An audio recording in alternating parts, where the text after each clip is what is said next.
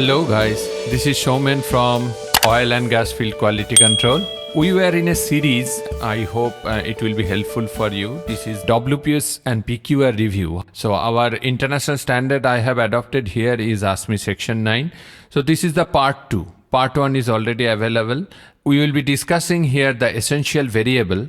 We will take some questions. You can say it is a frequently used questions, very helpful for you while reviewing a WPS.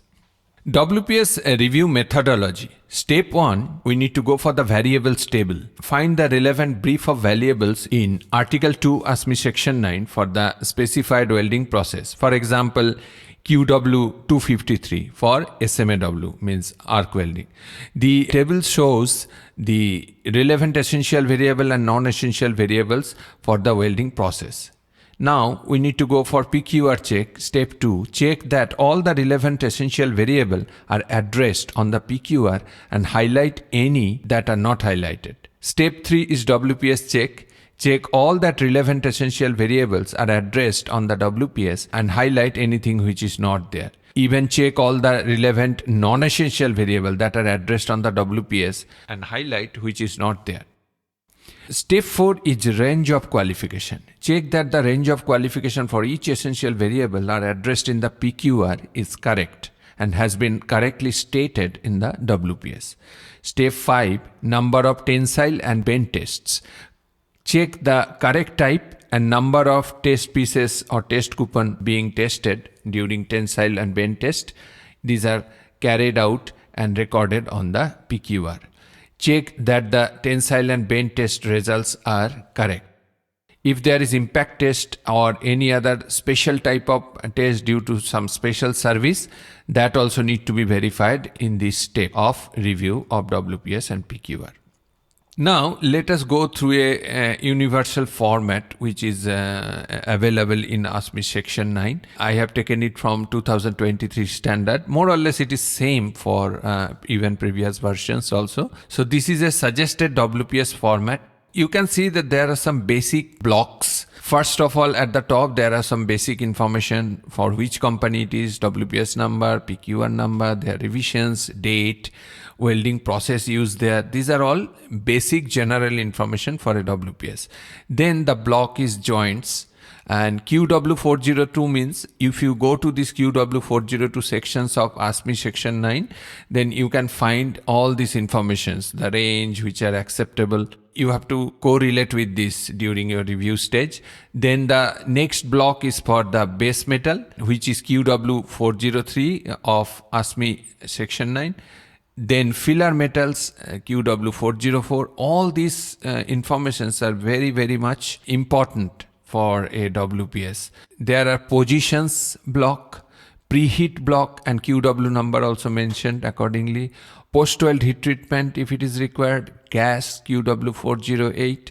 Electrical characteristics, it is very important to comply with in the site. WPS has a range of welding parameters like current, voltage, travel speed, heat input. This range is being established on the basis of PQR values. There are some relaxation ongoing. Let's say from PQR value, current we can take 10% plus minus based on the standard you are using. I mean, just for an example I am telling. Then we need to be comply with this range. We should not go beyond this range during site implementation. So you need to educate the welder about this. This is a PQR format also collected from section 9.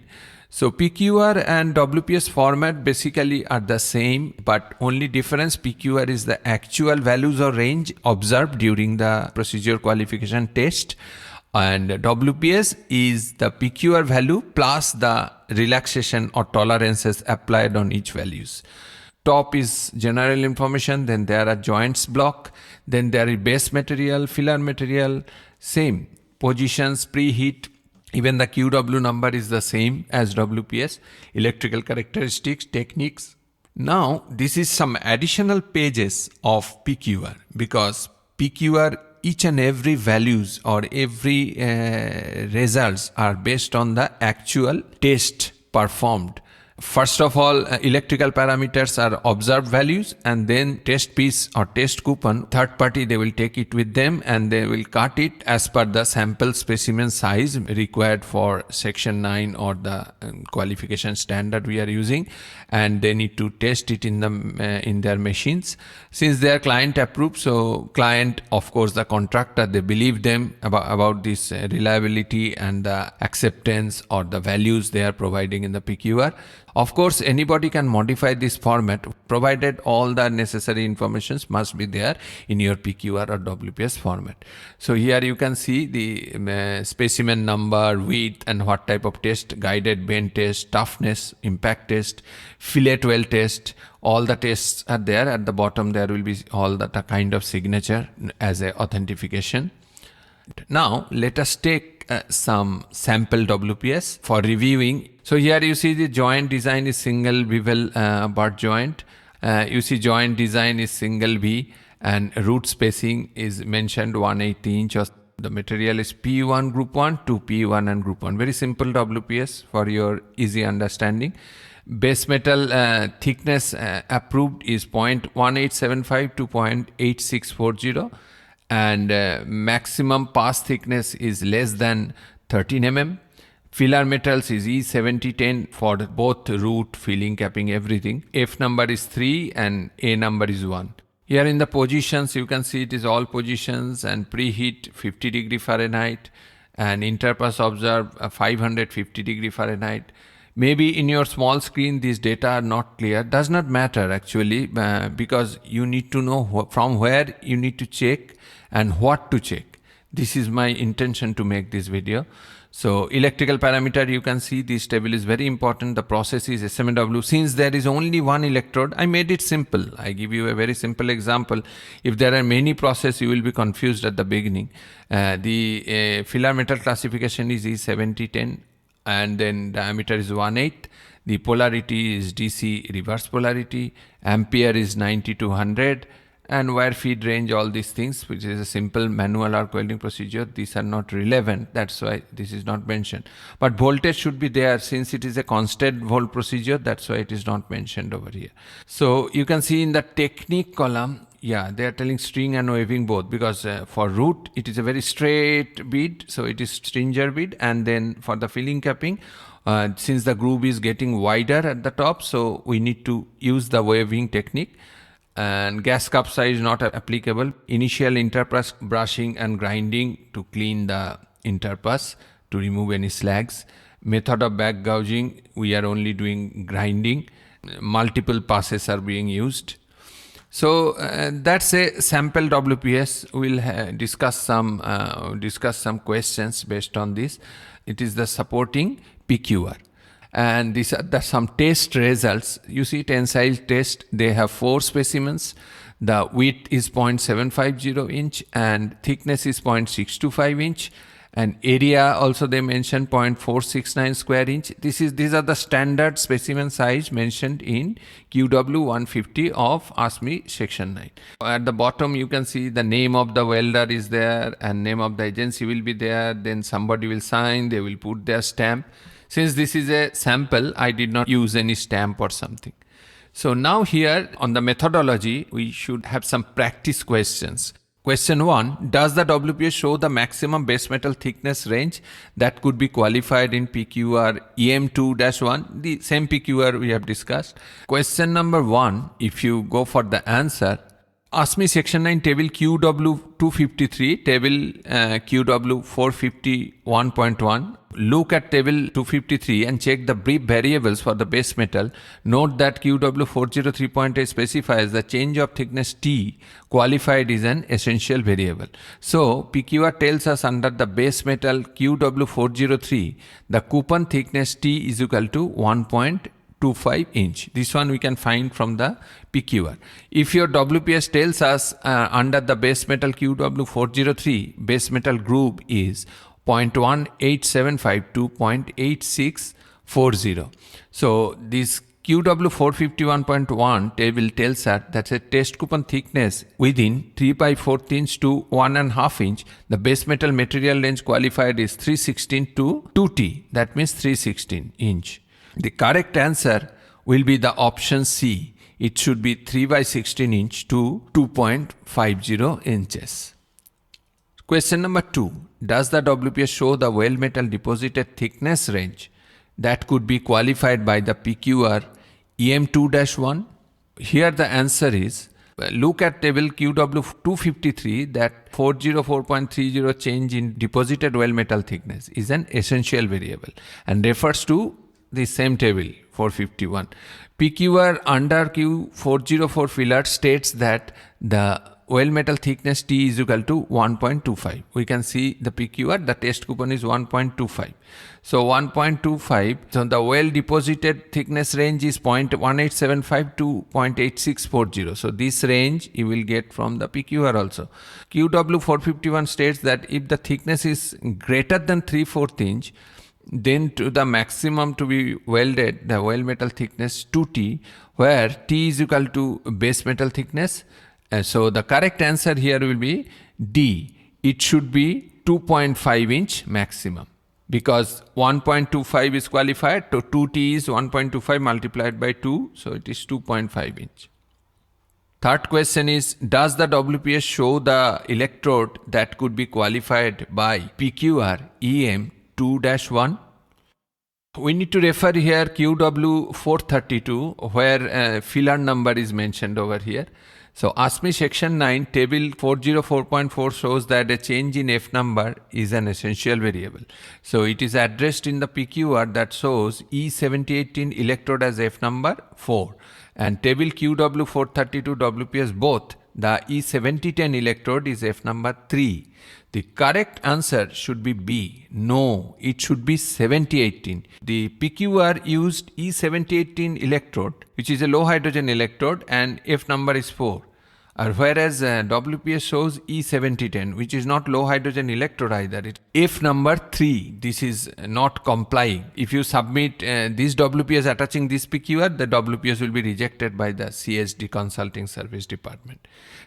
Question number 4. The preheat temperature shown on the WPS should be, you can see there are 4 numbers given, 60, 100, 250 and 300. Let us see what standard says. Asme section 9 table QW253 and QW406 preheat rules. It is telling the decrease of a preheat greater than 55 degrees centigrade is defined as an essential variable. The PQR shows that a preheat of 100 degree Fahrenheit, which means minimum shown in the WPS must be 100 degree Fahrenheit as a minimum and not 50 as shown. So the correct action shall be 100 degree Fahrenheit minimum. If you not understand, you can compare the WPS and the PQR so that you will understand it better. Question number 6. Does the PQR properly qualify as the WPS regarding to the post-weld heat treatment requirement? 4 options are there. Let us have a discussion. Refer to WPS and PQR EM2-1. The PQR not addressed any PWHT. So our answer here is no, because PQR does not show the evidence that PWHT was performed. Question number 7. Bend test results shown on PQR EM2-1 are acceptable, unacceptable, or wrong type of bent specimen was used. C. Unacceptable because multiple specimens are required. D. Unacceptable because an insufficient number of bent specimens are there. So let us see the answer. QW160, where it is telling bend tests are required. PQR addressed 4 face bend tests, whereas QW406.1 shows that 4 side bend tests are required. The correct answers must be B. Unacceptable because wrong type of bent specimen was used. In this important section covering the bend test, QW163 gives acceptance criteria for bend test. QW451 contains PQR thickness limits and test specimen requirements. QW463.2 refers to the performance qualification. So this is your additional information here. Now the last question is about the tensile test. Do tensile test results shown on PQR EM2-1 meet the requirements of WPS? The options are yes, A. B. No, specimen 1 does not meet requirement.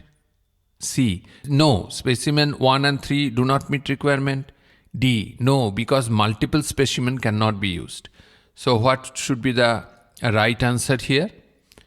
Refer to this PQR and WPS, Asme section 9, table 451-1, QW150 and QW422 tables. Here note is specimens are half inch size reduced from 1.25 inch. Need 4, not 2 as per table 451-1. So the test specimen size should be reduced to a half inch and we need 4, not 2. QW153.1 tensile strength. The minimum procedure qualification tensile values are found in the table QW and QB422. Checking through the figures of the material, SA 285 grade C shows that minimum specified tensile value of 55 KSI or 55,000 PSI. In order to pass the tension test, the specimen shall have a tensile strength that is not less than the minimum specified tensile strength of the weld metal. So, specimen number 2 and 4 mentioned on the PQR breaking in the weld metal is okay at 55,000 and specimen number 1 is rejected, but it is written as pass. If the specimen breaks in base metal outside of the weld or weld interface, the test shall be accepted as meeting the requirements provided the strength is not more than 5% below the minimum specified tensile strength of the base metal, which is 0.95 into specified tensile strength, which is 55,000 into 0.95, which is 52,250. So specimen number 3 is okay, breaking at 53,000. So what is the final answer now? Option B, where the answer is no, specimen 1 does not meet requirement. So guys, we will continue another 2 video in this series. Hope it is gaining some value, means how to interpret.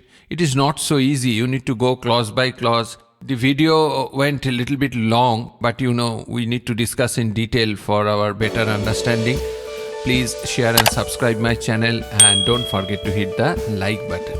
Signing off for today, Showman.